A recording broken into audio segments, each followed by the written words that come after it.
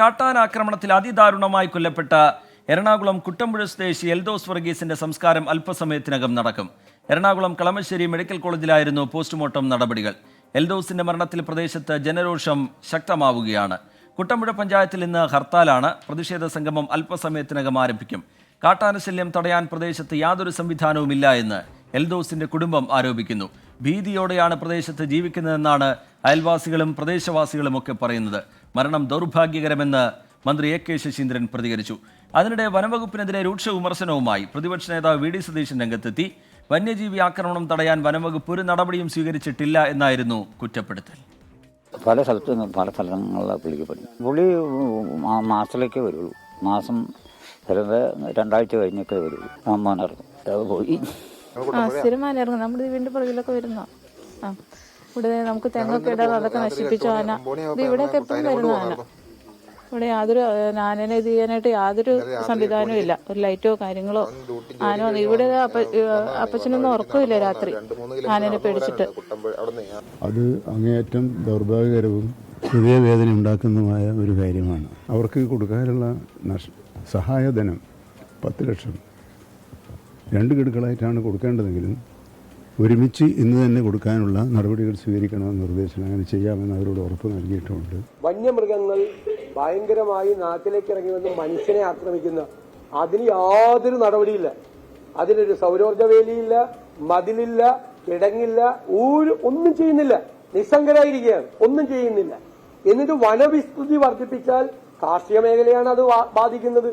നിങ്ങൾ ജനങ്ങൾ താമസിക്കുന്ന കാർഷിക മേഖല മുഴുവൻ നോട്ടിഫൈ ചെയ്ത് അത് റിസർവ് ഫോറസ്റ്റ് ആക്കുന്നത് എവിടത്തെ നീതിയാണ്?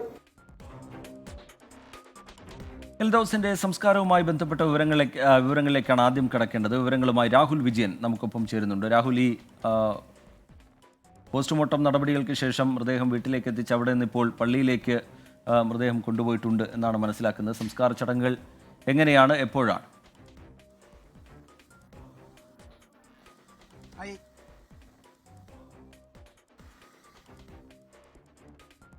റിജിത്ത് 2 മണിയോടുകൂടിയാണ് പോസ്റ്റ്മോർട്ടം നടപടികൾ പൂർത്തിയാക്കി എൽദോസിന്റെ മൃതദേഹം വീട്ടിലെത്തിച്ച് അതിനുശേഷം അവിടുത്തെ ശുശ്രൂഷകൾക്ക് ശേഷം നിലവിലത് പള്ളിയിലേക്ക്, അതായത് ചേലാട് കുറുമറ്റം മാർത്തോമ പള്ളിയിലാണിത് സംസ്കാര ചടങ്ങുകൾ നടക്കുക. അങ്ങോട്ടേക്ക് പുറപ്പെടുകയും ചെയ്തിട്ടുണ്ട്. അല്പസമയത്തിനകം ഈ പള്ളിയിലേക്ക് മൃതദേഹം വഹിച്ചുകൊണ്ടുള്ള വാഹനവ്യൂഹം എത്തുകയും ചെയ്യും. അതിനുശേഷമുള്ള പ്രാർത്ഥനാ ചടങ്ങുകൾക്ക് ശേഷമായിരിക്കും ഈ സംസ്കാര ചടങ്ങ് ഉണ്ടാവുക എന്നുള്ളതാണ് ഏറ്റവും പ്രധാനപ്പെട്ട കാര്യം. ഒരു നാടൊന്നാകെ ഈ സംസ്കാര ചടങ്ങുമായി ബന്ധപ്പെട്ട് പങ്കെടുക്കാൻ എത്തിയിരുന്നു. ഈ വീട്ടിലാണെങ്കിലും ഈ പള്ളിയിലേക്കാണെങ്കിലും അവർ ഒപ്പമുണ്ട് എന്നുള്ളതാണ് ഏറ്റവും പ്രധാനപ്പെട്ട കാര്യം. ഇന്നിപ്പോൾ പഞ്ചായത്തിൽ, അതായത് കുട്ടമ്പുഴ പഞ്ചായത്തിൽ ഹർത്താലാണ്. എല്ലാവരും തന്നെ ഈ ഹർത്താലിനോട് സഹകരിക്കുകയും ചെയ്യുന്നുണ്ട്. വലിയ തരത്തിലുള്ള പ്രതിഷേധം നാട്ടുകാരുടെ ഭാഗത്തു നിന്നുണ്ട്.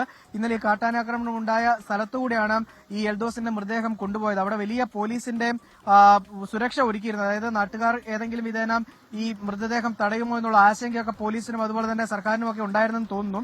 അതുകൊണ്ടാണ് വലിയ പോലീസിന്റെ സന്നാഹം തന്നെ അവിടെ ഉണ്ടായിരുന്നത്. പക്ഷേ നാട്ടുകാർ സമാധാനപൂർവ്വം ഇന്നലെ കളക്ടറും ജനപ്രതിനിധികളും നൽകിയ വാക്ക് വിശ്വസിച്ചുകൊണ്ട് സമാധാനപരമായി നിൽക്കുകയാണ്. എന്തെങ്കിലും വിധത്തിൽ ആ വാക്കുകൾ ലംഘിക്കപ്പെട്ടു കഴിഞ്ഞാൽ വലിയ തരത്തിലുള്ള പ്രതിഷേധം ഉണ്ടാകുമെന്നുള്ള മുന്നറിയിപ്പ് കൂടി അവർ നൽകുകയും ചെയ്യുന്നുണ്ട്. ഇതിനിടെ ട്രെഞ്ച് കുഴിക്കുന്നത് ഉൾപ്പെടെയുള്ള നടപടികൾ വനംവകുപ്പിന്റെ ഭാഗത്തു നിന്നും തുടങ്ങിയിട്ടുണ്ട് എന്നുള്ളതാണ് ഏറ്റവും പ്രധാനപ്പെട്ട കാര്യം. എന്തായാലും ആ പ്രദേശത്തെ കാട്ടാന ശല്യം അത്ര പെട്ടെന്നൊന്നും കുറയുന്നതല്ല.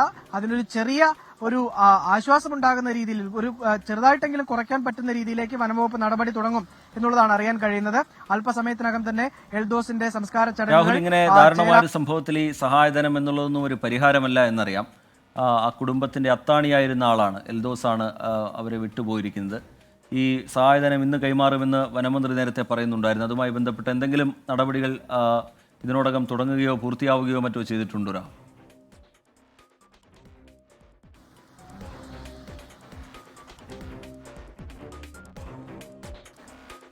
ഇന്നലെ തന്നെ 5 ലക്ഷത്തിന്റെ വീതമുള്ള 2 ചെക്കുകൾ ഈ കുടുംബത്തിന് കൈമാറിയിരുന്നു.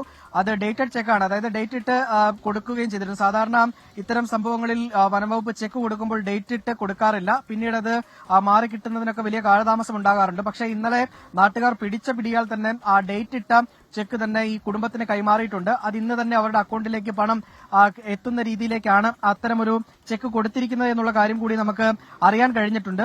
പണവുമായി ബന്ധപ്പെട്ട് ആദ്യഘട്ടത്തിൽ 24 ലക്ഷം രൂപ വിവിധ വകുപ്പുകളിലായി ഈ മരിച്ച എൽദോസിന് കിട്ടാൻ അവകാശമുണ്ട് എന്നായിരുന്നു നാട്ടുകാർ പറഞ്ഞിരുന്നത്. പക്ഷേ 24 ലക്ഷത്തിലേക്കൊന്നും പോയില്ലെങ്കിലും ഈ നാട്ടുകാരുടെ വലിയ തരത്തിലുള്ള പ്രതിഷേധം കണക്കിലെടുത്തുകൊണ്ട് 10 ലക്ഷം രൂപ ഇന്നലെ തന്നെ കൈമാറാൻ വേണ്ടി തീരുമാനമാവുകയായിരുന്നു.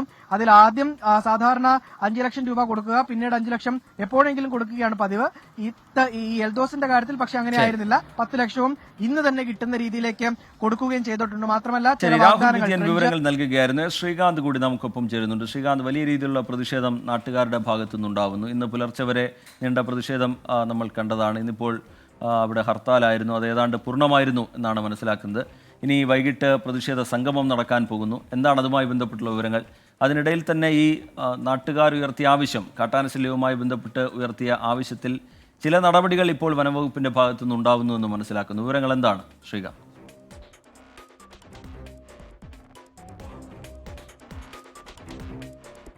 ശ്രീജിത്ത്, കുട്ടമ്പുഴ പഞ്ചായത്തിൽ ഹർത്താൽ ഏറെക്കുറെ പൂർണ്ണമായിരുന്നു എന്ന് പറയാം. ഇന്നിപ്പോൾ കോതമംഗലത്തും സമാനമായ രീതിയിൽ ഹർത്താൽ പ്രഖ്യാപിച്ചെങ്കിലും അത് ഭാഗികമായിരുന്നു. കാരണം ദീർഘദൂര സർവീസുകൾ അടക്കമുള്ള വാഹനങ്ങൾ ഓടേണ്ടതുണ്ടായിരുന്നു. മാത്രമല്ല കടകളൊക്കെ തന്നെ ഒരു പരിധിവരെ തുറന്ന് ഇരിക്കുന്ന കാഴ്ചയും കാണാൻ സാധിച്ചു. ഇന്ന് വൈകുന്നേരം ഇവിടെ ഈ 3 മണി കഴിയുമ്പോഴേക്കും തുടങ്ങും എന്നുള്ളതാണ് പറഞ്ഞിരുന്നത്. ഇപ്പോൾ ഒരു 4 മണിയെങ്കിലും ആകും. ഇവിടെ പ്രതിഷേധം സംഘടിപ്പിക്കുന്നുണ്ട്. അത് KSRTC സ്റ്റാൻഡിന് മുന്നിൽ നിന്നും തുടങ്ങി DFO ഓഫീസിലേക്കാണ് ഈ പ്രതിഷേധം നടക്കാൻ പോകുന്നത്. കുറെ കാലമായി, ഏതാണ്ട് ഒരു 10-15 വർഷത്തിലധികമായി ഈ പ്രദേശത്തെ ആളുകൾ, അത് ഈ പറയുന്ന ഒരു കണാച്ചേരിയിലെ ഒരു സ്ഥലം മാത്രമല്ല, മറ്റ് പല സ്ഥലങ്ങളിലുമുള്ള മലയോര മേഖലകളിലെ ജനങ്ങൾ അനുഭവിക്കുന്ന ബുദ്ധിമുട്ടാണ് വന്യമൃഗ ശല്യം. അതിൽ ഹാങ്ങിങ് ഫെൻസിങ്, ട്രെഞ്ച്, ആഴത്തിലുള്ള ട്രെഞ്ച്, ഇതൊക്കെ തന്നെ ഇവരുടെ ആവശ്യമാണ്. ഇതൊന്നും പരിഗണിക്കുന്നില്ല എന്ന് മാത്രമല്ല, വനം വകുപ്പ് ഉദ്യോഗസ്ഥരെ സമയത്ത് വിളിച്ചാൽ പോലും ഫോൺ എടുക്കുന്നില്ല എന്നുള്ളതാണ് ഇവിടുത്തുകാർ പറയുന്നത്. ഇന്നലെ ഇങ്ങനെയൊരു അത്യാഹിതമുണ്ടായി, അവിടെ പോയി പരിശോധിക്കാൻ വനം വകുപ്പിനോട് സഹായം അഭ്യർത്ഥിച്ചപ്പോൾ അതുണ്ടായില്ല എന്നും നാട്ടുകാർ പറയുന്നുണ്ട്. ഇതൊക്കെ ചൂണ്ടിക്കാണിച്ചുകൊണ്ടാണ് അവർ പ്രതിഷേധവുമായി രംഗത്തിറങ്ങാൻ പോകുന്നത്. കോതമംഗലത്ത് സമാനമായി മറ്റൊരു പ്രതിഷേധം ഇതിനു മുൻപ് നമ്മൾ കണ്ടിരുന്നു. അന്നത് കോൺഗ്രസ് ആണ് നടത്തിയത്. നേര്യമംഗലത്ത് ഇന്ദിര എന്ന സ്ത്രീയെ ആന കുത്തിക്കൊന്ന ആ ഒരു സാഹചര്യത്തിലാണ് കോതമംഗലം ഇതിനു മുൻപായി വന്യമൃഗ ശല്യത്തിന്റെ പേരിൽ ഒരു പ്രതിഷേധം കാണുകയുണ്ടായത്. തൊട്ടു പിന്നാലെ മറ്റൊരാൾ കൂടി കൊല്ലപ്പെട്ടിരിക്കുന്നു. പ്രതിഷേധത്തിന് കളമൊരുങ്ങുന്നു.